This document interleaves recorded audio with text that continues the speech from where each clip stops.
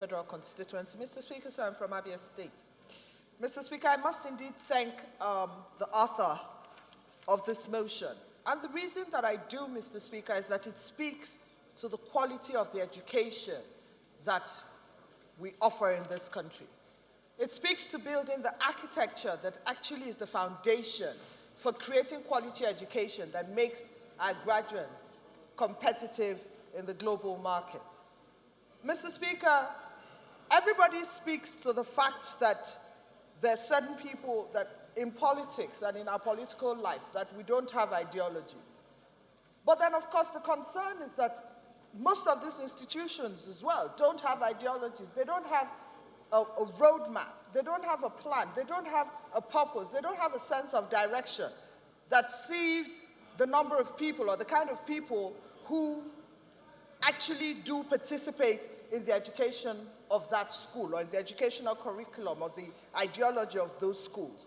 And so you find people who graduate from these schools both unemployed and unemployable, because the people who impart this knowledge are not people who are homegrown in any ideology as far as that school is concerned. There's no architecture, there's no means to sift. Nothing says what the qualifications are, for how long, what the objectives are, the expectations are.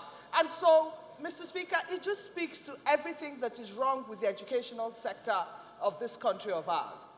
An educated majority of people who graduate from who are properly educated will also speak to the governance of a country, will speak to the growth of a particular country.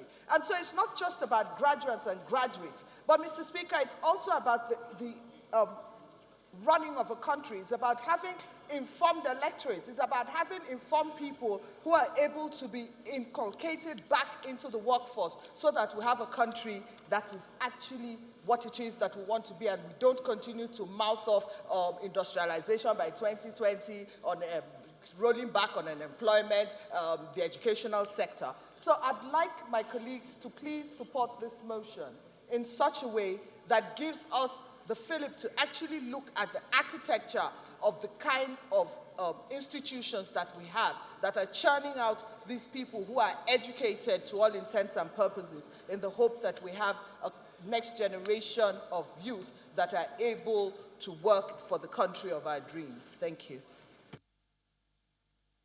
Honorable Osai.